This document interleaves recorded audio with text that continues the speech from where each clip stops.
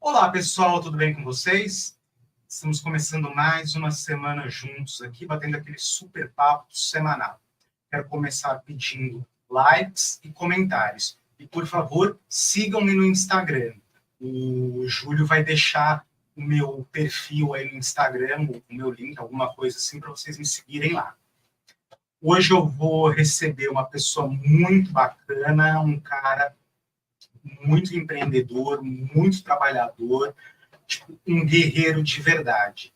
E ele está nos dando a honra de bater esse papo com a gente aqui. E logo em seguida, ele vai estar em outro podcast do Reinaldo Mota. Ele vai se apresentar, ele já vai falar o podcast que ele vai estar também. Então, assiste a gente aqui e depois veja ele de novo lá. Vai ser super bacana. Fernandão, se apresente, mano. Olá, pessoal. Boa tarde. Agradecer aqui o convite do meu amigo Josué para estar com vocês nessa tarde aqui, batendo um papo descontraído, falando um pouco de história, falando um pouco de política. Estou aqui à disposição para responder aí as perguntas. Vamos lá, Josué. E aí, como foi sua história? Quem é você? Como foi sua infância? Você come, bebe, dorme? Vai para onde? De onde vem?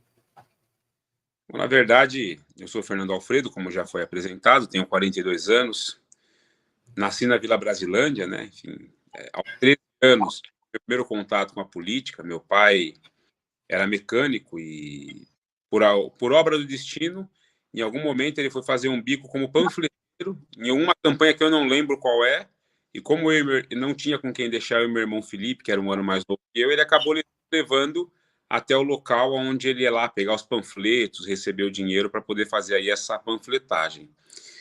E era um dia de muito calor, aliás, como hoje, assim, um dia muito quente, né?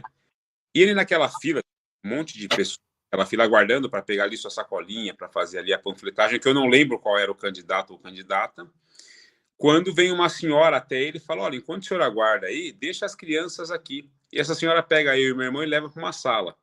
Aquela sala, então, que era o Clube dos Tucaninhos no PSDB. Eu chego no PSDB, ainda tudo muito novo, mas para mim, naquele primeiro momento, o que era divertido? Porque eles davam canetinha, coisa de colorir, etc e tal. Então, a gente ia levar isso para casa. Imagina, um menino de periferia aos 13 anos que só via canetinha quando estava na escola e olha lá, de repente, pô, a casa tinha canetinha, um giz de feira, um lápis. Isso umas semanas, né? Porque meu pai só fazia isso aos finais de semana.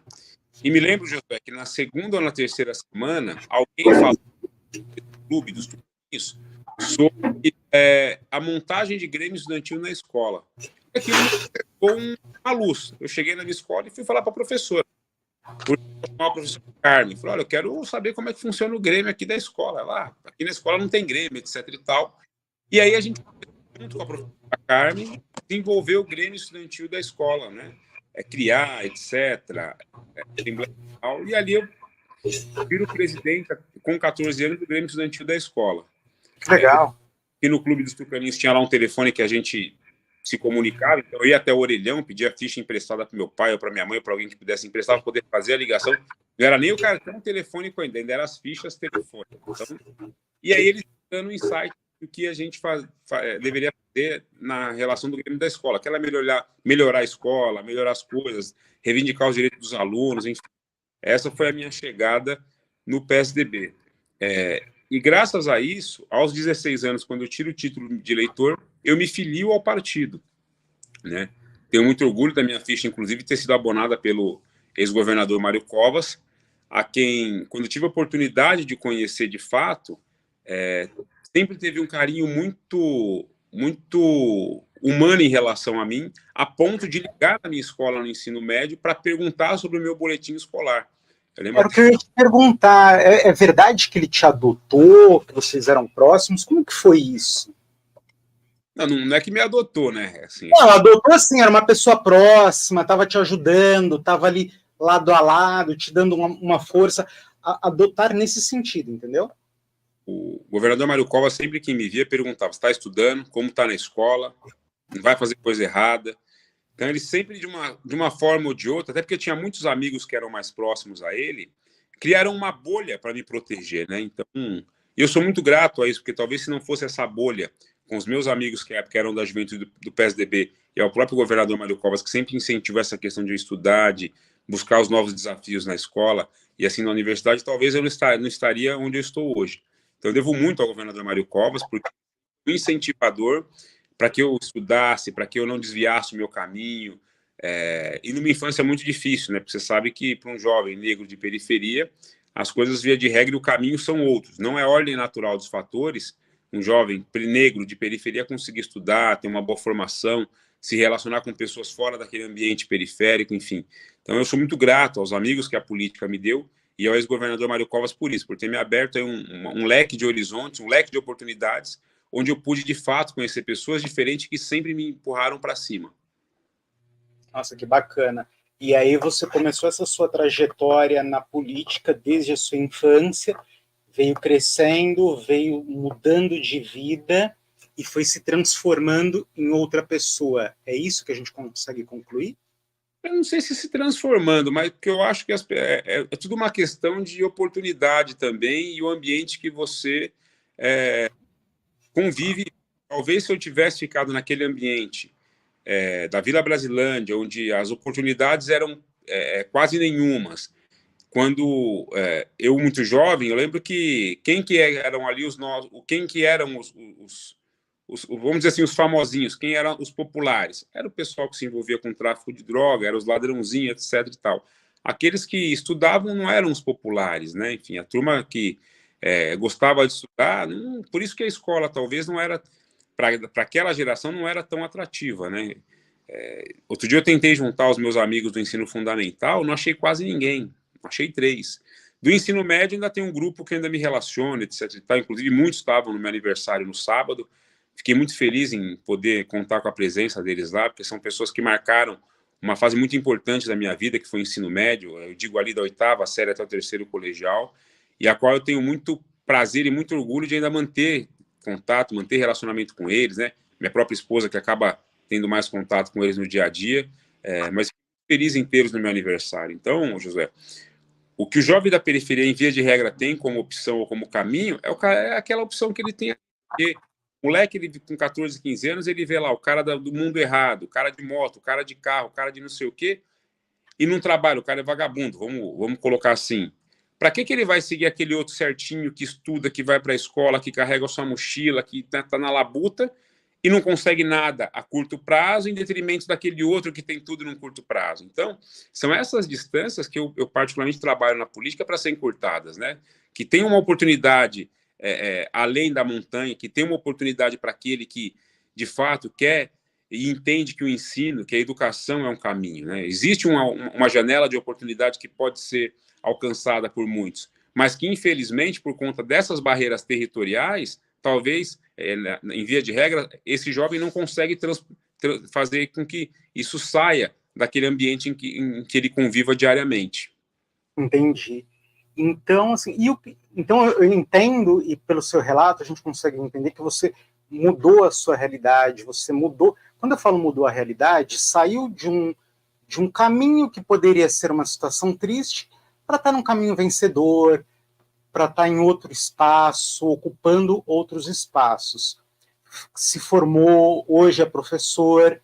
E o que te motiva hoje, né? Você está com 42 anos, tem uma vida formada, tem uma família maravilhosa, cercado de amigos. Qual que é o seu drive hoje quando você acorda de manhã?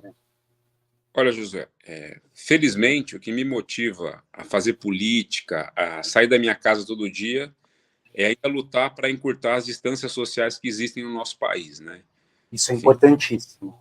eu ainda me crio, eu sofro muito quando vejo um morador em situação de rua, eu vejo uma criança em situação de vulnerabilidade.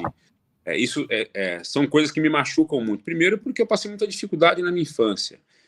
Não falei aqui, mas eu cheguei numa fase da minha vida ali, na transição do ensino fundamental para o ensino médio, em que eu fui pedir comida na rua para não ter que roubar, para não ter que fazer coisa errada, né? Enfim, porque a ponto de chegar na minha casa, meu pai, como eu disse, era mecânico, mas tinha um problema com o alcoolismo muito sério, então o pouco dinheiro que ele ganhava era para sustentar lá o vício dele do álcool. Minha mãe doméstica, né? Enfim, também ganhava muito pouco, então o dinheiro que ela ganhava, a compra não dava para uma semana. Imagina, com 3 filhos para criar, todo mundo comendo igual leão. Então eu lembro que eu cheguei um dia da escola com uma fome, tava eu e um amigo meu que inclusive estava no meu aniversário, o Thiago Carcaça. Uma fome, cara, assim, do estômago tá virando. E eu perguntava pra minha mãe o que tinha para comer, ela falava que não tinha nada. E aí aquilo me veio um sentimento de dor, de mágoa, falar, cara, mas que situação é essa, né? Enfim, que país é esse que um filho chega em casa e a mãe chorando fala que não tem ali o alimento para dar. E eu, pronto, eu e o Carcaço falei, cara, eu não vou mais passar por isso. E fomos para a rua pedir comida. Então, batendo de porta em porta, dá 1 quilo de arroz, dá ali 1 quilo de feijão, e voltamos para casa com um monte de sacola cheia. Minha mãe viu aquilo, prontamente se emocionou, né? Eu falei, ó, a partir de hoje a gente nunca mais passa dificuldade. Eu falei, a senhora pode ter certeza que eu não vou fazer nada de errado, mas dificuldade a gente não passa mais nessa casa. E aí você vê, né? Aí quando eu falei do ambiente das pessoas, né? Teve uma pessoa que foi muito presente na minha vida, né? Infelizmente, em 2012, ele nos deixou, que é o Luiz Galini, que quando ele ficou sabendo dessa situação que eu passava de estar pedindo alimento na rua, porque não tinha na minha casa, ele falou, você não vai mais fazer isso, você vai se preocupar em estudar. E todo mês ele me ajudava, ou com cesta básica, ou com recurso, enfim. E desde então eu realmente não precisei mais ir até as ruas pedir alimento, porque o Galini, muito discretamente, hoje eu posso falar isso, porque eu tenho muito orgulho, era um cara que eu tinha como pai, como irmão, mas infelizmente em 2012 ele nos deixou. Mas ele foi um cara assim iluminado, né, na minha vida, um cara que se fez presente ali num momento de muita dor, como outros, né, como o Júnior, como o Carlos, como várias pessoas que de certa forma me adotaram ali, né? Não era que era o patinho feio da turma, né? Gordinho, preto, da periferia, passava por baixo no busão, mas era a turma que era o cara que no PSDB sempre levava a gente. Então, quando eles davam ônibus, enchia ônibus para votar nas convenções, etc. e tal. Então, José, hoje quando eu falo isso, eu falo com muito orgulho, porque o que transformou a minha vida foi a educação, foi a capacidade de lutar, de querer buscar mais, de sair daquela zona de conforto, né? De buscar conhecimento, de querer saber mais. E é isso que eu acho que o jovem de hoje tem que ter, né? Não se acomodar, não ficar na zona de conforto, porque a zona de conforto nos leva para um caminho que às vezes é muito difícil você voltar. É isso que o jovem precisa ter hoje. É óbvio que as janelas de oportunidades hoje para o jovem são muito maiores do que para a nossa geração. Hoje o jovem tem uma série de alternativas, uma série de programas governamentais que criam ali uma redoma de proteção que não existia há anos atrás. Hoje existe. Então, e mesmo assim, esse jovem ainda tem uma certa dificuldade em conseguir interagir com isso, né? Ou conseguir dar, porque, volto a falar, o mundo das facilidades é muito mais atrativo do que o mundo das oportunidades que a educação pode dar para esse jovem. E esse é o grande desafio que eu falo que a política me impõe hoje, é tentar encurtar essas distâncias. Falar, olha, amigo, você tem aqui uma janela de oportunidades, você não precisa ficar com isso. Isso aí pode até ser bom a curto prazo, mas a longo prazo, para o seu futuro, isso é muito ruim, porque é algo que pode te levar para uma cadeia, te levar para sei lá, por uma troca de tiro com a polícia e infelizmente você vinha a óbito, quem vai sofrer com isso é seu pai e sua mãe. Então, a minha luta diária é um pouco isso, né? A indignação de ter uma sociedade que não é justa e não é igualitária na sua grande maioria. Entendi. Isso é muito importante que você falou, que é essa preocupação com o outro passando fome, com o outro que não tem as mesmas oportunidades que nós temos.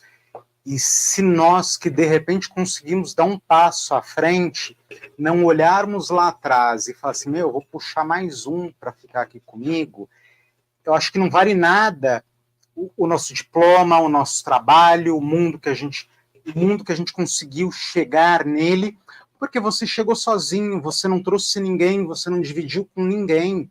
Eu acho que é muito importante quando nós olhamos lá para trás para saber de onde nós viemos, quem nós somos e o que nós vamos impactar na vida das pessoas que virão pela frente. E sempre buscando melhorar a vida delas de qualquer maneira que for. Dar incentivo, de repente ajudar com trabalho. Isso que você recebeu, essa coisa da cesta básica, se eu posso dar uma cesta básica, se eu posso dar um dinheiro, se eu posso abrir uma porta, eu acho que quando a gente faz isso não tem preço, cara. É a melhor coisa do mundo, porque você está plantando algo de bom na vida de alguém.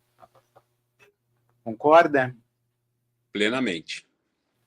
Sim. E deixa eu te fazer uma pergunta. o Covas, né, o governador, ele gostava de você e tal. E como que foi sua relação com o Bruno, o neto dele, o Bruno Covas? Vocês eram próximos? O que ele te ensinou? Qual foi o legado que ele deixou na sua vida? Qual que é a marca do Bruno que você carrega no coração? Olha, o Bruno, Josué, você sabe bem que você também teve a oportunidade de conviver um pouco com ele. Eu conheci o Bruno nesse clube dos Tucanis, com 13 anos, né? Óbvio, tinha muita amizade, que ele era todo mundo criança, enfim, e o Bruno era mais um dos tucaninhos que ali estavam, mas a minha relação mesmo com o Bruno de amizade se solidificou ali com 15, 16 anos, já nessa coisa de Grêmio, de ter mais participação. Eu era quase 2 anos mais novo que ele, né? Mas era um cara sempre que me via, sempre me tratava com muito carinho, muito respeito, né? Tinha muita sinergia a nossa relação. E me lembro que várias vezes o Bruno era muito tímido ainda na sua infância, né? Se você não procurasse conversar com ele, também ficava na dele, não era um cara... Mas ali a gente começou a construir uma amizade, enfim, relacionamento. Às vezes eu ia até o palácio, então ou encontrava no palácio, enfim, tive vários momentos assim muito próximos, aí a ponto de fazer churrasco aqui com ele, aqui na casa do Palácio do Horto do governador, onde o governador Mário Covas, conhecido como Palácio de Verão. Então, e após a morte do Covas, já ali, acho que eu tinha 18 anos, não vou lembrar, 2001, né? Boa parte dos amigos que a turma achava que era amigo do Bruno se distanciou, né? E quem ficou ali foi a meia dúzia de porra louca e mais alguns amigos mais antigos que gostavam dele, independente do que o cargo que o avô dele ocupava. Aquela turma que era próxima dele por conta do cargo que o governador Mário Covas tinha, você sumiu, foram para o outro lado. E ali a gente começa a incentivar o Bruno a militar na juventude do partido, a participar, a disputar cargo, porque até então ele não participava desses processos. Eu acho que o próprio Covas não se sentia confortável por conta de ser neto dele. E é óbvio que iria ter uma tendência a privilegiá-lo por ser neto do governador. Então o Covas tinha uma certa reticência em relação a isso. Mas após a morte do Covas, a gente começou a encampar isso, de trazer o Bruno e tal. E por incrível que pareça, muitos acham que ele começou de cima para baixo. Não, ele começou militando na juventude, virando o primeiro secretário, não era nem secretário-geral. Depois virou secretário, aí virou presidente, aí assim foi, né? Mas o Bruno é difícil falar de quem a gente tem amor, né, cara? Também foi um cara ímpar na minha vida, um cara que sempre me apoiou, sempre esteve comigo, independente das condições que eu tinha. Eu não tinha grana para ir para os locais que eles frequentavam, eu não tinha grana para ir almoçar em restaurante. E ele sempre, muito discretamente, procurava, não, vem aqui, você está comigo, tal, protegia também. Eu falei da rede de proteção, né? Então... Posso só fazer um adendo dentro disso que você está falando, te cortar? O Bruno fez economia. Você sabe? Eu também fiz economia, e a gente fez na mesma faculdade, e a gente teve a oportunidade de fazer 2 semestres, estudar junto na mesma sala. Eu já conhecia ele, enfim. E Fernando, ele era de uma simplicidade. Ele nunca chegou na sala, eu sou o neto do governador. Cara, ele chegava, fazia, conversava, nunca usou do nome, nunca usou de ser quem era para pressionar alguém, para se mostrar, para querer aparecer. Eu achava aquilo lindo no Bruno. Porque você vê que tem pessoas que não têm o que ele tinha, mas o cara sai na rua gritando para todo mundo quem é. E o cara, ele era neto do governador do maior estado do país, de um dos maiores lugares da América Latina, e era uma simplicidade ímpar dentro da nossa faculdade. Eu achava aquilo lindo nele. E por conta dele ser essa pessoa que ele era, dava vontade de ficar perto dele todos os dias, e o máximo que eu podia estar com ele dentro da nossa faculdade. Mas pode continuar. Tá ímpar, né, cara? Você sabe, José, eu tinha já alguns projetos de vida, entre nesses projetos era escrever um livro, né? Como a partida repentina do Bruno, eu mudei um pouco esse foco. Hoje eu estou escrevendo 3 livros, narrando, né? Um que conta a história da minha vida, né? Até meus 41 anos, por tudo que eu passei, tudo que eu fiz, os principais fatos, né? um outro contando exatamente a minha relação e a minha história com o Bruno, mas não narrada só por mim, narrada por alguns outros personagens que fizeram parte dessa história. Então deve ter aí mais ou menos uns 20 depoimentos de pessoas que acompanharam essa nossa história junto. E um terceiro livro, que são pessoas contando a sua história com Bruno Covas. Então, o Josué, narra aqui uma passagem que você teve com o Bruno. Conta, detalhe aí. Para as pessoas entenderem, compreenderem o ser humano que era o Bruno Covas. Não o Bruno Covas prefeito, Bruno Covas deputado. Eu preferiria, e falo isso de coração, que o Bruno tivesse perdido todas essas eleições, mas que ele estivesse aqui conosco hoje. E falo isso, tivesse perdido a eleição em 2006, tivesse perdido em 2010, tivesse perdido em 14, tivesse perdido em 16, tivesse perdido em 20, mas estivesse aqui, porque eleição e poder a gente busca, a gente trabalha.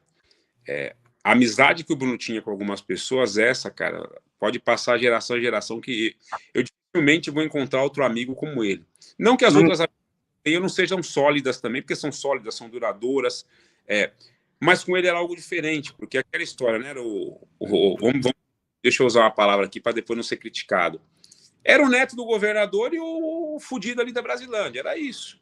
E não falando com ele, José, as pessoas confundem, você é o que? É segurança? Você é motorista? Não, é meu amigo.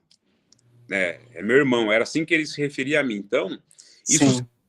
E não é só coisa, eu brinco aqui, tem uma outra coisa que eu falo, vai falar mal do Bruno para minha esposa Ana Paula. Tenta falar mal do Bruno. A Ana Paula tem um carinho, uma admiração pelo Bruno que acho que é até maior que a minha. E por gestos que o Bruno teve ao longo dessa nossa história junto, que marcaram, coisas simples, assim, de ajudar a cuidar do nosso filho, do Júnior, que hoje tem 22 anos, 21 anos. Coisa simples, né? Coisa de não deixar de tratar ninguém, seja lá no ambiente que a pessoa esteja. Esse era o Bruno. Então, quando eu vejo as pessoas serem críticas a ele, cara, não conheceram ele, não conheceram o ser humano que ele era, né? Talvez alguns conheceram o lado mais humano dele na pandemia, quando ele pega a cama dele e muda para a prefeitura, enfim, na luta incansável dele com esse câncer que ele teve. Então, alguns conhecem o Bruno por conta dessa história. Nós que vivemos com ele anterior a isso, você que teve a oportunidade de estudar com ele, conhece um outro Bruno. Então, é esse Bruno que eu quero deixar e quero fazer com que as pessoas conheçam, que não é só o Bruno prefeito. Existia um Bruno, né, totalmente diferente do que as pessoas narraram nesse pequeno período em que ele foi vice-prefeito e prefeito. E era um Bruno delicioso, né? Porque assim, você queria ficar com ele, não era uma conversa maçante, era uma conversa agradável, era uma companhia gostosa de você estar, falava bobagem, dava risada, fazia piada, não deixava de falar com ninguém, independente da origem da pessoa. E assim, eu fiquei muito feliz em ter tido a oportunidade de conhecê-lo, ter estudado com ele na mesma sala, e cara, era enriquecedor, meu. Infelizmente, é uma pessoa que passou na nossa vida e que não vai voltar, mas ele deixou uma lembrança e uma marca muito gostosa no coração das pessoas que tiveram a oportunidade de conhecê-lo. Só um parênteses, assim, eu era um cara admirável, assim, fenomenal, tal, mas essa questão de gostoso fica a seu critério. Eu fico só de admiração. Não, uma companhia agradável, eu quis dizer. Você entendeu? Que eu não podia perder a piada, né? Eu sei, imagino. Depois que eu falei, eu pensei, nossa, o cara vai me zoar. Deixa eu te falar, tem uma coisa que você sabe tanto quanto eu, que os negros sempre foram alijados da vida política, da vida empreendedora, até mesmo no trabalho. Às vezes a gente vai procurar um trabalho, chega lá, tem um cara branco, mais bonito que a gente, e podemos ser até melhor que o cara, mas as pessoas sempre nos rejeitam. E eu vejo que na política também existe esse processo, né, de segregação.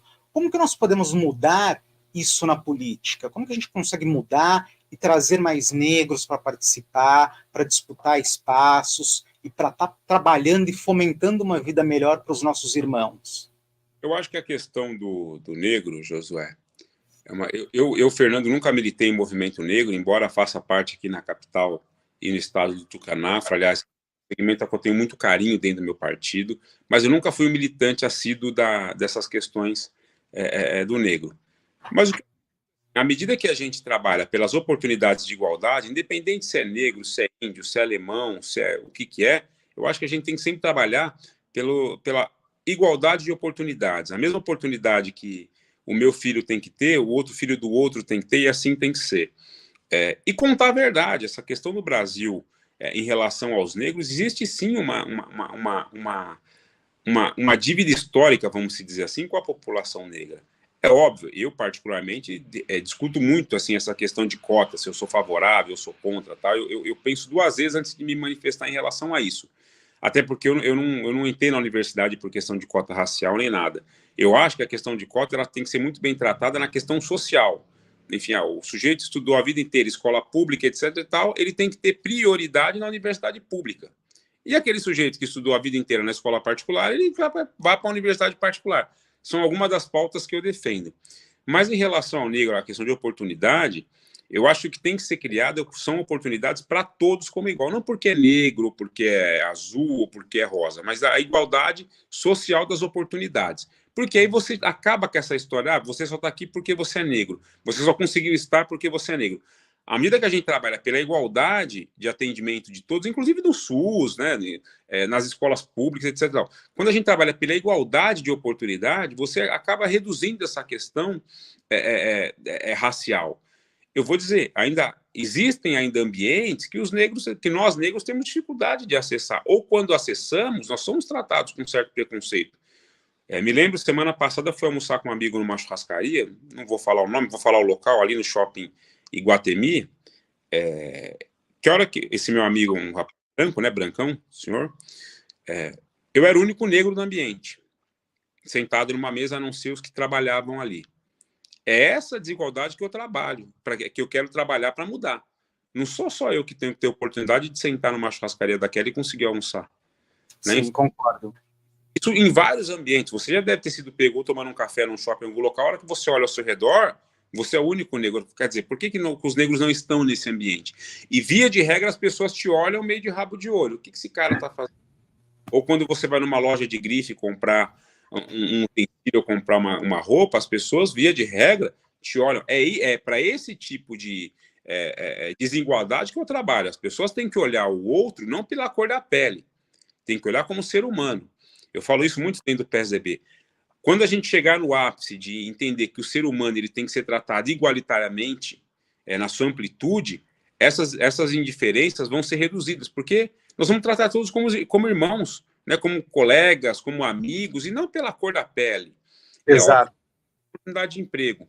Eu já vi em vários processos seletivos, inclusive a consultoria, em que determinadas empresas, às vezes, preterem candidatos de uma determinada cor a outras. Eu já cheguei a recusar serviço por isso. Falar, pera lá, eu não vou trabalhar, não vou dar consultoria para vocês, sabendo o que vocês estão buscando. Imagina. O que a gente busca aqui é um excelente profissional. Vocês não querem um excelente profissional? Vocês dão aqui os critérios técnicos que a pessoa precisa ter para poder cumprir a vaga. Agora, não vai ser a cor da pele que vai definir isso. Então, a nossa sociedade, isso não é só no Brasil, não, eu enxergo isso no mundo, tá, Josué? Ainda é muito discriminatória.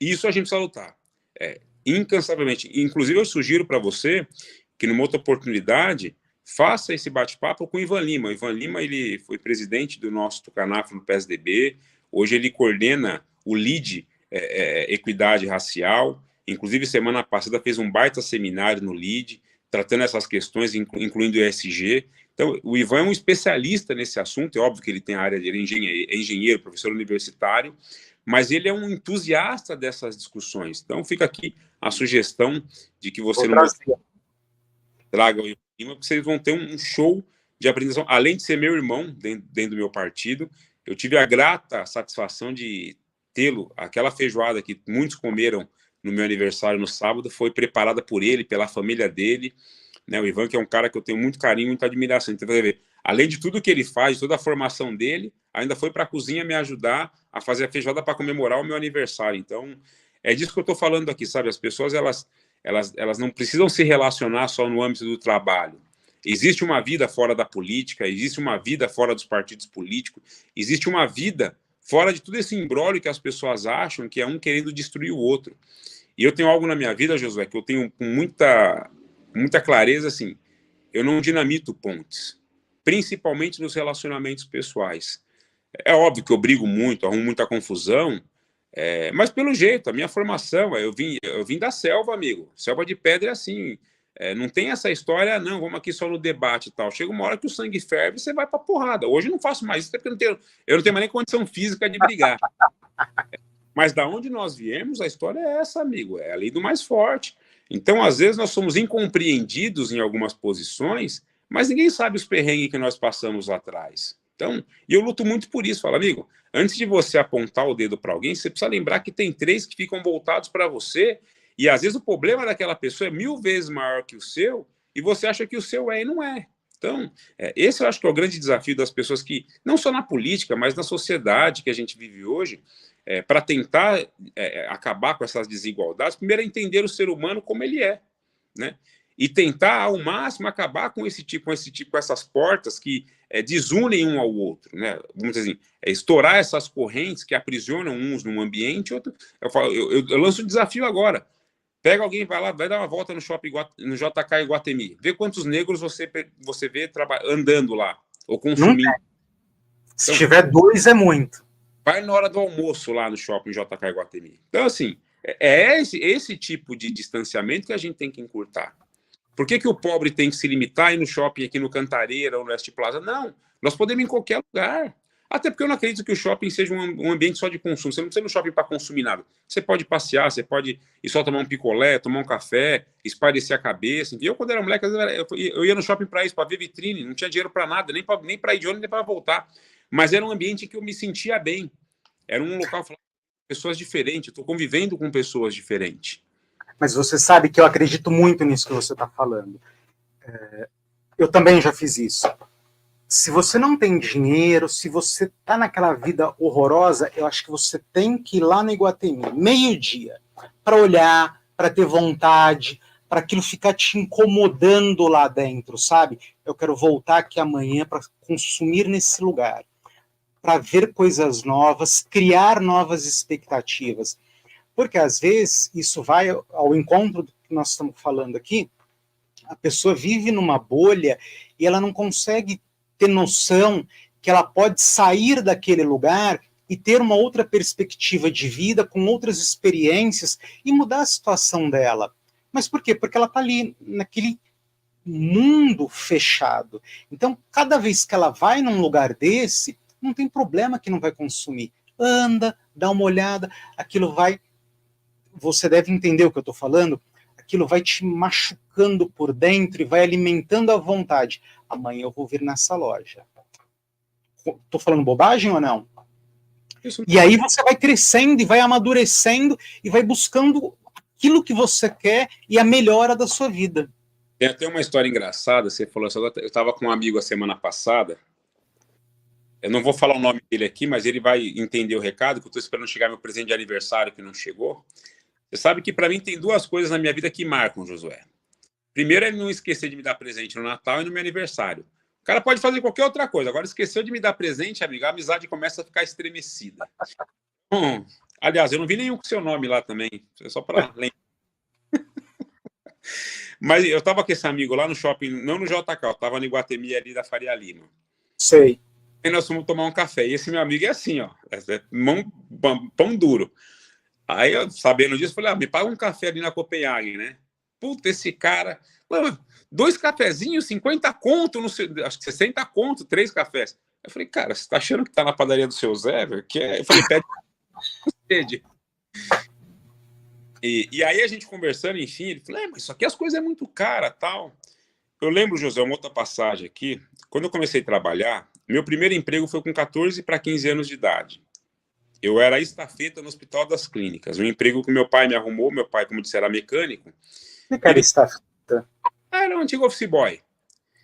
E ele arrumou o carro de um diretor lá do HC, e era uma coisa pífia, e ele nem cobrou. O cara, não, eu quero pagar. Não, quando tiver uma vaga de emprego lá, põe meu filho. E passado um tempo, esse cara falou, traz seu filho aqui que abriu uma vaga. Aí eu fui lá, nunca tinha feito uma entrevista, nunca tinha saído da Brasilândia, assim, né, sozinho. E fui lá no HC fazer a tal de entrevista com meu pai. Passei na entrevista, não, o cara me perguntou umas coisas, nunca tinha trabalhado, nunca tinha andado de ônibus sozinho, né? Enfim, passou 3 meses, o cara me contratou lá. E eu comecei a ter contato com realidades, inclusive eu tenho aqui, não está aqui, está lá no sítio. Mas o meu pai me deu um presente naquela ocasião, ele me deu um guia de ruas. Era o nosso famoso Waze daquela geração, que eu tenho até hoje guardado, né? E para quem não sabe, no final do guia tem lá o número da linha dos ônibus, tinha, né? E com o número da linha ele falava as ruas que esse ônibus passava. Então você fazia o trajeto, ia lá nos quadriláteros e traçava o seu caminho. E esse meu primeiro emprego, cara, imagina, eu não tinha roupa para trabalhar. Eu lembro, eu tinha 2 calças esgarçadas no meio das pernas de tanto usar, 2 camisas, tipo aquelas que você usava de Agostinho Carrara, que eu não lembro quem deu, era dado de alguém, um par de meias, um sapato furado embaixo, literalmente com furo embaixo, que era aqueles que vendiam na galeria do rock, pareciam umas botinhas, e 2 cuecas. Então eu ia com uma roupa, chegava, minha mãe lavava ali, né? Enfim, a cueca e a meia eu lavava no chuveiro para colocar atrás da geladeira para secar. Triste realidade de muitos, hein? Quem nunca colocou um pé de meia, uma cueca para secar atrás da geladeira?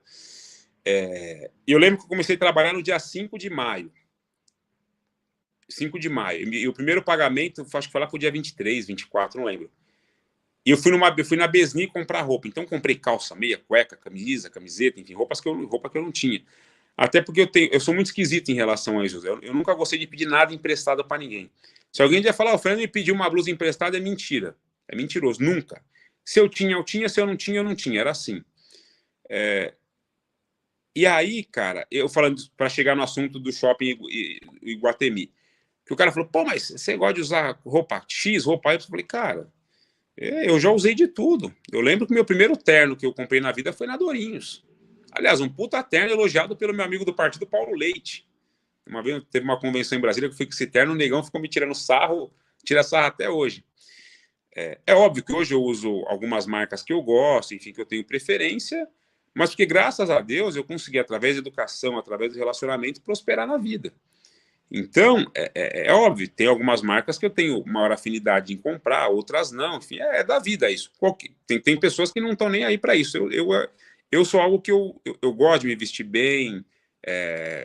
Tem pessoas que têm prazer em 3, 4 vezes por semana e para happy hour, né, Josué? Eu não. Se alguém falar que me viu num bar, é almoçando, no máximo. Eu não sou muito de sair. Então, eu tenho poucos prazeres na vida e um dos poucos prazeres que eu tenho, além de estar com a minha família, é de me vestir bem ou de fazer política. Então, e esse amigo indignado por conta de uma peça de roupa que eu tinha lá, enfim, eu falei, amigo, você tem outros prazeres, eu tenho esse, então cada um.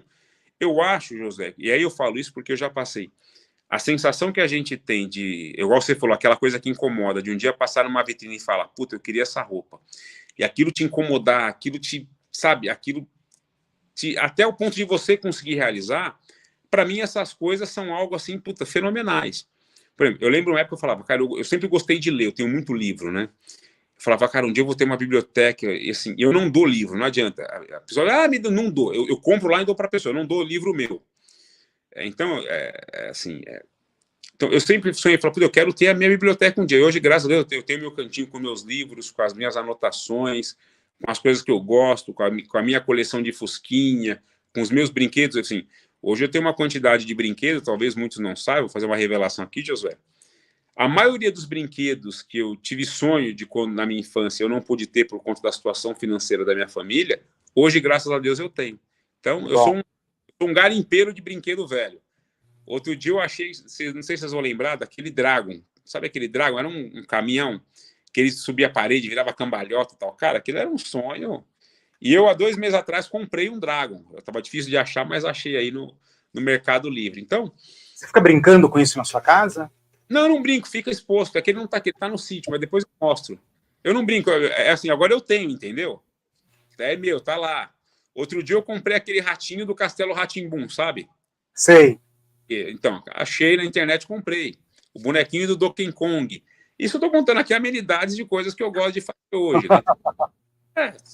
Não, mas é legal isso, cara. Porque as pessoas às vezes enxergam a gente, acham que a gente não tem essa vida. Cara, a minha esposa fala que eu sou acumulador, né? Aliás, não sou ela, várias pessoas que são mais próximas. Mas eu gosto de ter as coisas, essas coisas é algo que me completa. Tem cara que gosta de ficar viajando. Eu não, eu viajo rotineiramente, mas não é. Eu prefiro ter as coisas que eu não tinha.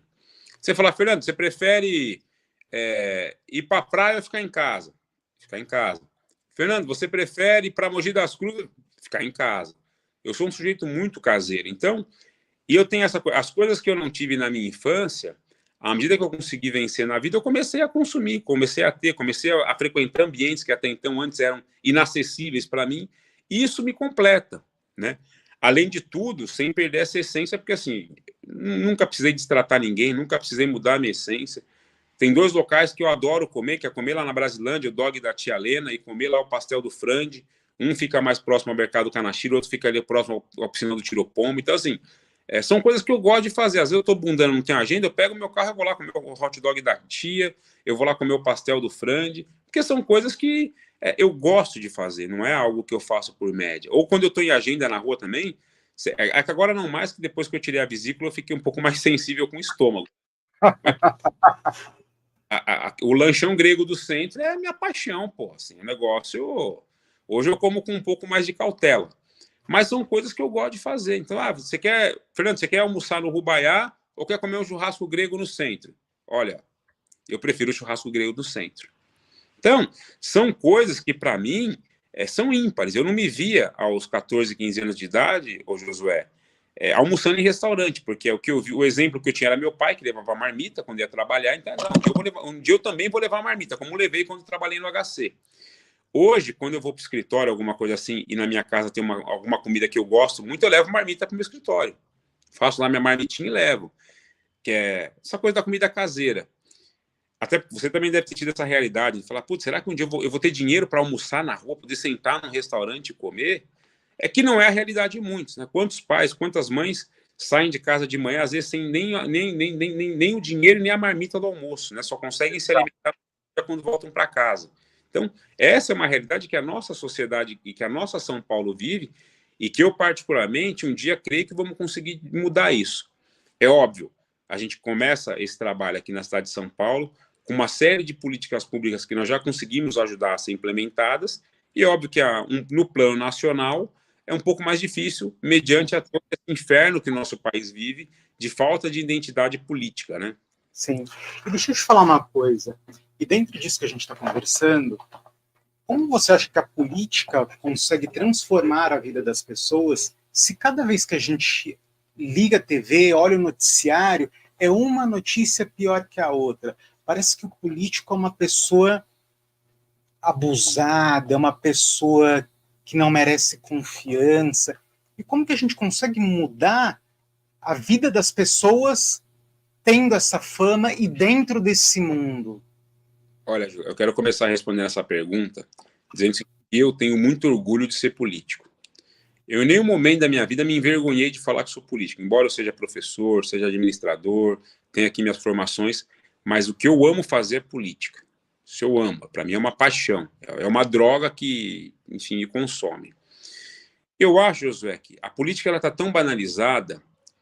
Aliás, a política começa a ficar banalizada depois do depois do término do governo do presidente Fernando Henrique, que para mim foi o último presidente que o Brasil de fato teve preocupado com a população do nosso país. Depois vieram ali 8 anos de Lula, que só soube gastar o dinheiro que o Fernando Henrique deixou em caixa e tentou se apropriar de pautas que eram eminentemente tucanas, né, políticas públicas implementadas por tucanos. Depois veio o descalabro do que foi o governo Dilma Rousseff, né? Em 2014, nós quase chegamos novamente à presidência da República com Aécio Neves, mas infelizmente não chegamos. Em seguida, o Brasil entra num marasmo de bagunça, de briga, de falta de entendimento político. Você vê uma direita reacionária indo para a rua com o líder Bolsonaro. Você vê uma esquerda raivosa tentando voltar ao poder e não deixando com que o Lula fosse preso pelos crimes que cometeu. E onde nós estávamos? Onde estávamos nós, os sociais-democratas, aqueles que trabalham a política eminentemente preocupados em melhorar a qualidade de vida de quem mais precisa? Estávamos preocupados em discutir não pautas de relevância da sociedade.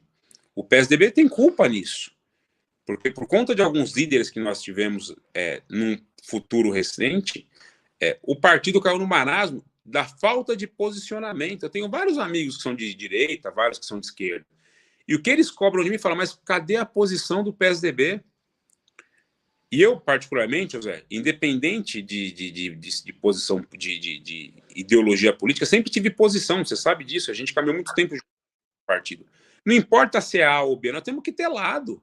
Essa história de que Tucano fica em cima do muro foi implementada por alguns aí que hoje nem estão mais no partido. Eu acho que a neutralidade nesse processo só fez com que o PSDB se afundasse mais ainda. Né? Como dizem os crentes, não existe morno na religião. Ou você é quente ou você é frio. Eu acho que é um pouco disso. Quer dizer, a gente vê os descalabros que o PT fez no governo, né? A roubalheira que fez o PT, depois o Lula sendo inocentado, né?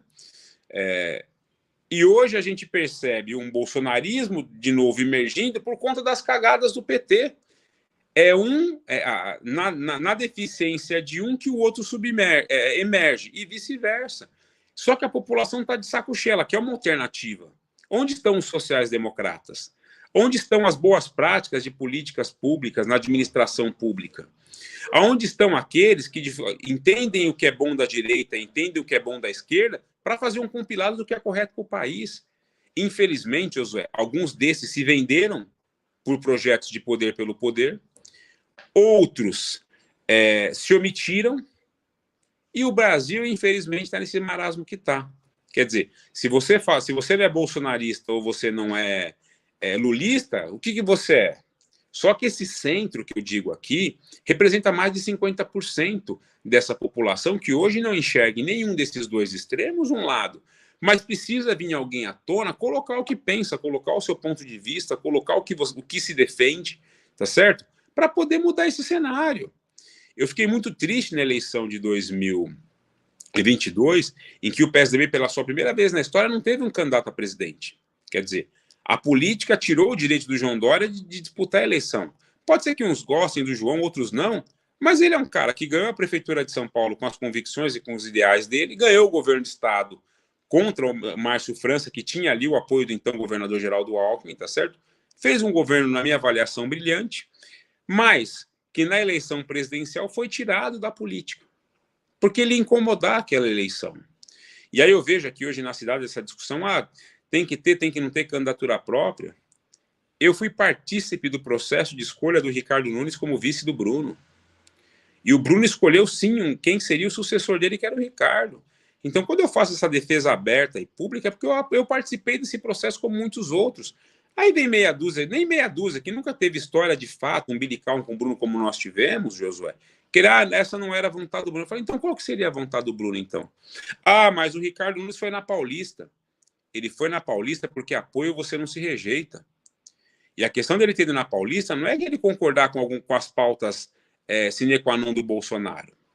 Eu acho que o que estão fazendo com o Bolsonaro hoje, eu não tenho nada de bolsonarista, inclusive perdi minha mãe na pandemia, por conta do atraso da compra das vacinas ocasionadas por ele, mas acho que a gente não pode julgar o sujeito pelo que estão apontando. Diferente do Lula, que foi preso, condenado em segunda instância, tá certo? Porque roubou, tá lá, acabou com a botija, e hoje é tido como inocente, foi inocentado. Olha quem inocentou o Lula.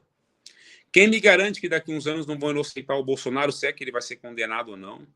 O nosso sistema judiciário ele é falho, porque pegaram uma brecha na condenação do Lula para poder anular o processo. Vai falar que não teve crime? E aqueles bilhões da Petrobras que foram repatriados? E os 54 bilhões que foram pegos no apartamento do Gedel? E o dólar na cueca do irmão do Genuíno? Isso não existiu? É que agora alguns acham, pelo fato do Geraldo estar lá com o Lula, ele virou santo. Não, amigo. O lobo, ele perde o pelo, mas não perde o vício. E me chateia ver o Geraldo lá, embora eu acho que ele que está dando equilíbrio para o país. Mas ele jogou no lixo toda a história dele. Em algum momento da minha vida, Josué, eu posso pagar pelo que eu falo hoje. Eu não sei se eu teria essa cara de pau que o Geraldo teve de ser vice do Lula. sei, para mim, os meus princípios são inegociáveis. Mas cada um. Acho que ele está lá cumprindo um papel, está ajudando o país. Eu não faria. Tá certo? Eu não faria. Mas já que ele fez essa opção, então que faça o melhor para o país. Agora, não tá de número 2 um presidente que a todo dia fala merda na imprensa, cria problema. Quer dizer, ele criticou o Bolsonaro e está fazendo igual. Né? Sobre essa questão dos judeus, como é que ele vai dar um pitaco sobre um assunto que ele não sabe, que ele não domina? Tá certo? Tem coisas que, assim, nossos pais já falavam, quando você não tem o que falar, fica quieto. E o peso daquilo que um presidente da República fala no país, para o mundo, tem um impacto muito grande. Então, José, eu acredito sim que ainda há um caminho de esperança, que esse centro vai voltar a se fortalecer. É óbvio, um desafio são as eleições municipais desse ano de 2024, mas assim, do que vai ser em 2026. Algum momento, toda essa tempestade precisa passar, porque quem sofre com isso é o povo mais pobre, porque com o governo que era genocida, não comprava vacina. O Lula faz a mesma coisa agora em relação à dengue. Um governo populista que só quer fazer, quanto mais benefício der para o pobre, independente de arrumar emprego, para ele melhor, porque ele quer ter o cabresto do cara sob o controle dele. Tem uma frase que o Walter Barelli falava, que foi ministro do Trabalho, foi secretário aqui de Emprego e Relações de Trabalho do Mário Covas, que não adianta você só dar o peixe, o melhor é você dar vara e ensinar a pescar o cara, porque ele nunca mais vai passar fome, é um pouco disso. Que era o que o Covas tinha como convicção quando ele criou aqui as frentes de trabalho. O que era a frente de trabalho? Você pegava o sujeito que estava desempregado por algum motivo, ia no Sindicato das Indústrias, lá, Fiesp, Ciesp e tal, via o que o mercado estava precisando, qualificava esse trabalhador para pedreiro, encanador, eletricista. Além de ele receber esse curso, ele recebia uma bolsa mensal durante um período e ainda era obrigado a trabalhar de voluntário em algumas escolas públicas. Não era só você dar a bolsa ou o curso. E esse sujeito, depois de formado, era absorvido pelas indústrias e pelas empresas. É isso que precisa ser feito. Não simplesmente você dar um recurso para o sujeito ficar em casa e a cada filho que ele fizer a mais, você aumenta esse recurso. Você não está tirando esse sujeito da linha da pobreza e da miséria. Você está criando uma legião de pessoas que não querem trabalhar. Ah, para que eu vou trabalhar se o governo me banca? É isso. Então, isso tem que acabar. E se não formos nós, sociais-democratas, que queremos sim gerar emprego, renda para esse trabalhador que passa hoje por uma situação difícil, quem fará? Essa turma de direita bolsonarista não tem essa preocupação. Essa esquerda reacionária também não tem. Então, precisa com que nós, sociais-democratas, políticos de centro, de que temos a capacidade de dialogar com os dois, pegamos o que é bom dos dois lados, vamos trazer para esse centro e implementar as boas políticas públicas. Acho que é isso. Entendi. Enfim, bom, a gente já está quase 1 hora conversando, o tempo passou voando. Eu pelo menos nem vi o tempo passar, olhei agora aqui, quase 6. Enfim, eu ia fazer uma última pergunta, mas você acabou falando sobre ela, né? Quais seriam as propostas do PSDB dentro desse mundo polarizado? Se você quiser falar mais um pouco também, não tem problema. E eu gostei dessa nossa conversa, foi uma coisa descontraída, trouxe boas lembranças, e enfim... Está sendo um prazer ter esses momentos aqui com você. É sempre bom falar de história, né, Josué? Acho que quando a gente fala... Eu sou um cara... Eu talvez seja um político tradicional porque eu não tenho essa coisa da metodologia que alguns seguem, né? Acho que quando você faz a coisa com a alma, com o coração, pondo para fora o que você sente, é óbvio que é mais trabalhoso, é mais penoso. Aproveito para... Nós não vivemos tempos fáceis hoje no PSDB, né? Você tem uma velha guarda aí, poder, mas que não respeita a militância, não respeita a história da militância, querendo aí chegar ao poder de forma, né? Eu tenho uma palavra muito clara para isso, que é golpe. Eu não tenho problema com isso, inclusive em alguns momentos as pessoas aventaram, o Fernando vai sair do partido. Eu falei, cara, eu não vou sair do meu partido, o único partido que eu me filiei, que eu militei até hoje, não tem a menor hipótese de eu sair do meu partido por conta desses caras. Se eles estiverem incomodados, eles que se mudem, ou se desfiliem, ou me expulsem, aí é outros 500. Mas eu deixar de lutar pelo que eu acredito, jamais, tá certo? É o poder que me dá... vontade de fazer as coisas. Acho que o poder é bom, todo mundo gosta. mas a capacidade de você fazer política para transformar a vida das pessoas, ou quando eu vejo no meu aniversário ali, eu consegui reunir mais de 800 pessoas que são amigos meus da política, a grande maioria deles são amigos meus da política. E detalhe, eu não estou na presença do partido, quer dizer, eu ganhei uma convenção e não legitimaram, né?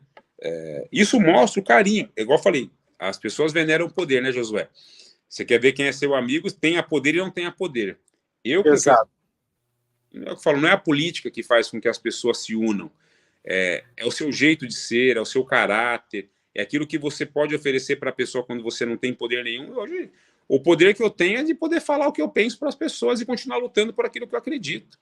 E para isso eu sou incansável, eu sou um leão, tá certo? Agora, eu vejo pessoas no meu partido que não conseguem juntar 10 pessoas, não enchem um carro e querem vir dar pitaco, falar de história. Não, falar de história para outro, para mim não, né? Isso é complicado, né? As coisas de golpes, enfim. Mas eu acho que é isso, cara. Tem a questão política, mas tem também a questão do coração. A questão de ser autêntico, de ser verdadeiro, da pessoa saber que você é aquilo. Ah, você é o presidente do mundo. Sou assim. Ah, eu estou sem cargo agora. Também sou assim. E isso é legal, isso cativa as pessoas e faz com que elas queiram estar conosco, independente da situação. É claro que tem pessoas que vai querer estar com a gente quando a gente está lá em cima, andando de carro zero, comprando apartamento novo. Mas esse amigo é legal. Mas é bom também aqueles amigos que estão conosco quando a gente perde o carro, perde o apartamento, que volta lá para o fim da fila e recomeça a vida. Aí sim você vê quem são seus amigos, quem te apoia, quem te admira, quem está contigo nos seus momentos de adversidade. E é importante, quando você tem um aniversário igual o seu, que você falou, que tinha mais de 800 pessoas. Isso mostra que, independente de onde você veio, independente de onde você chegou, você é o Fernando Alfredo. Você é uma pessoa que está disposto a ajudar o próximo. E se não puder ajudar, você também está disposto a tornar o momento daquela pessoa que está contigo ali um momento descontraído, um momento legal, um momento bacana de dar risada, de fazer uma piada, de fazer uma brincadeira. E assim nós vamos conquistando as pessoas ao nosso redor e vamos ampliando as nossas estacas e vamos construindo um mundo melhor através da política. É isso, José. Acho que você falou tudo, né? Assim, a gente sabe quem são os nossos amigos quando a gente não tem poder, né? Eu volto a falar, se eu tiver que optar por alguma posição de poder ou de defender uma amizade ou preservar um amigo, eu sempre vou preservar um amigo. Então, eu disse em algum momento aqui, né, em relação ao Bruno, ou antes de começar daqui a nossa live, né? Quando o Bruno era vivo, as pessoas achavam que a gente mandava no mundo, né? Uhum. Depois da parte do Bruno, você vê quem é amigo e quem não é, né? As pessoas se distanciam e tal. É óbvio, você perde amigos e ganha novos, né? Então eu queria aproveitar esses minutos finais aqui, Josué, para falar de uma pessoa que eu tenho muito carinho, muito respeito e admiração, que é meu amigo antes de ser vice-prefeito ou prefeito de São Paulo, que é do Ricardo Nunes. Ricardo eu conheci ele em 2013, quando eu cheguei na Câmara Municipal, sendo chefe de gabinete do Eduardo Tuma, colocado pelo Bruno Covas. Pude acompanhar o trabalho dele em algumas comissões na Câmara Municipal e algumas CPIs. Ele era o Tuma era da CCJ, ele era da Finanças e Orçamento. Tive a honra de participar do processo de escolha dele como vice do Bruno, e sei o quanto esse cara tem lutado para a nossa cidade estar como está hoje, o quanto ele tem trabalhado para destrinchar os nós, né? Enfim, a cidade hoje certamente é outra, vocês estão acompanhando isso, em questão de obra. Mas tem muita obra de ano de eleição. Desculpa falar isso aqui, José, mas idiota quem pensa isso, porque o Ricardo pegou a cidade no meio de uma pandemia, saindo de uma pandemia, com orçamento em caixa assim, mas sem muito planejamento, porque o planejamento da cidade foi focado no Covid, teve que replanejar a cidade, destrinchar os nós junto ao Tribunal de Contas, junto a atas de serviço que estavam paradas, para poder fazer as coisas acontecerem agora. E, modéstia à parte, está fazendo muito bem. Então, eu queria deixar aqui claro e público todo o meu apoio e carinho ao prefeito Ricardo Nunes, que tem sido um grande guardião do legado do Bruno Covas. Isso não só falado por mim, mas chancelado pela mãe do Bruno, Renata Covas, chancelada pelo filho do Bruno, Tomás Covas, e por toda a família Covas, que sabe que o Ricardo tem lutado incansavelmente para manter esse legado do Bruno. Então fica aqui o meu respeito, o meu carinho, a minha admiração, e a minha lealdade ao prefeito da cidade de São Paulo, Ricardo Nunes, que é meu irmão, meu amigo, e eu não tenho dúvidas de que será reeleito esse ano para a Prefeitura de São Paulo, porque ele merece continuar esse trabalho que ele tem feito após a morte do Bruno. Então, eu queria encerrar minha fala aqui, deixando e dedicando todo esse trabalho nosso aqui no PSDB para esse amigo, para esse irmão, que é o Ricardo Nunes, Josué. Ok. Enfim, é isso, gente. Eu fiquei muito feliz em começar a segunda-feira conversando com essa pessoa descontraída, bacana, lutadora e guerreira, que vai nos motivar ao longo da semana para conquistarmos novos objetivos nossos e também buscarmos um mundo melhor. Um abraço a todos. Fernando, um abraço a você também. Tchau, tchau. Junto, irmão. Fica com Deus. Boa noite, boa tarde.